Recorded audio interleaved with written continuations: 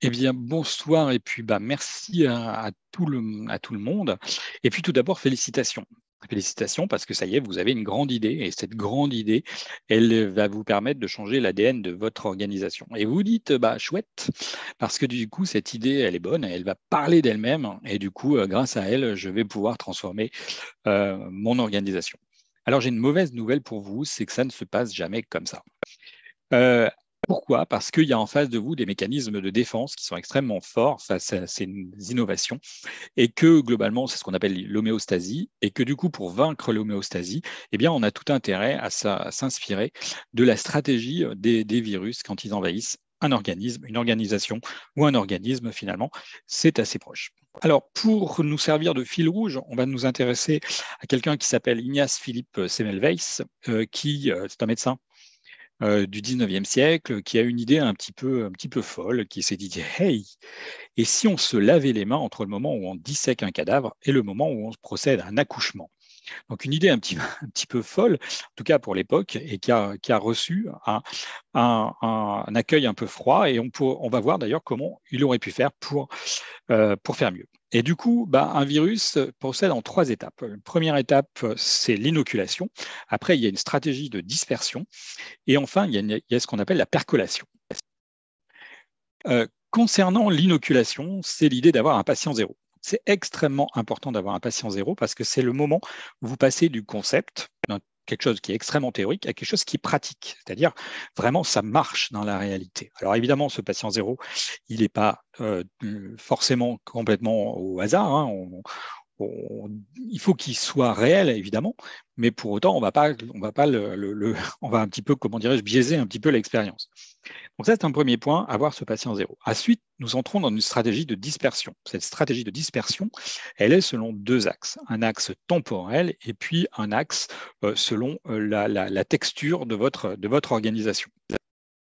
Alors, dans le cas, évidemment, de Semmelweis, hein, le patient zéro, ce serait d'avoir un médecin autre que lui qui accepterait de se laver les mains entre le moment où il procède à une autopsie et le moment où il procède à un accouchement. Euh, donc, dans notre stratégie de dispersion, nous avons un axe temporel et nous avons un axe selon la texture de l'organisation. L'axe temporel consiste à dire, bah voilà, au fur et à mesure de dispersion de votre idée, de diffusion de votre idée, vous allez rencontrer plusieurs types de populations. En premier lieu, vous allez rencontrer les innovateurs. Les innovateurs sont des gens qui ont envie d'expérimenter des nouvelles idées pour elles-mêmes, j'ai envie de dire. Dans le cas de Semmelweis, je suis sûr qu'il aurait pu trouver d'autres médecins comme lui ou d'autres praticiens qui auront envie de se laver les mains, d'expérimenter si oui ou non c'est vrai, que ça marche, que globalement ça réduit le nombre de morts simplement en se lavant les mains.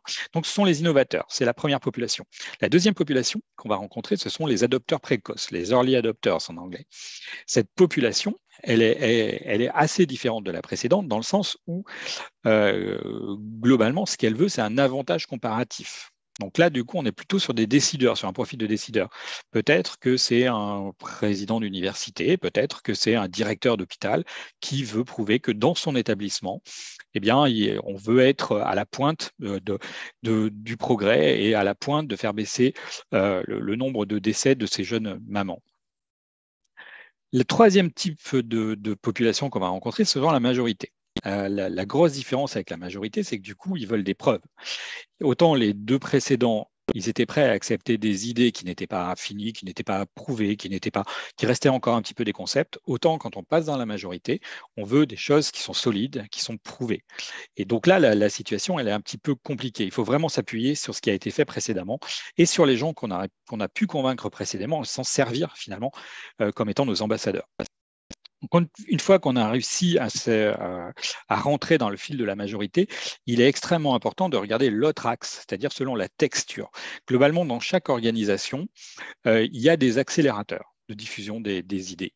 Et c'est extrêmement important de faire un focus sur eux parce que, évidemment, ils facilitent l'adoption de ces idées.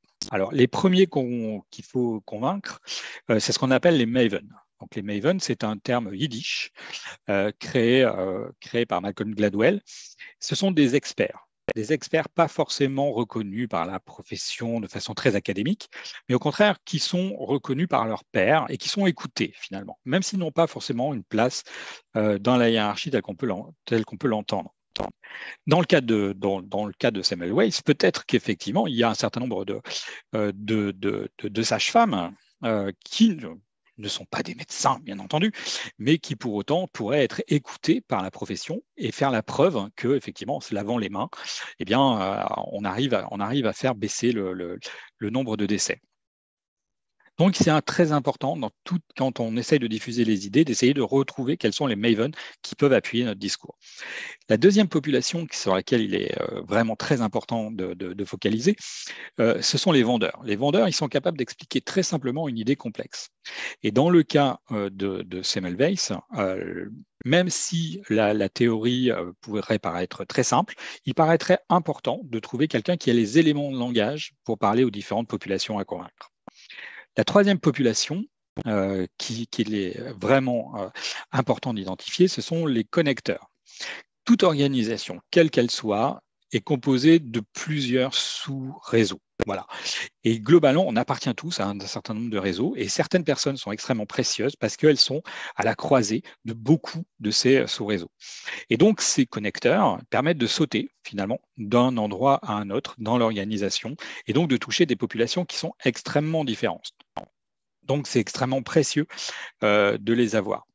Et globalement, ça permet de faire quoi? Ça permet d'arriver à une situation qu'on appelle la percolation.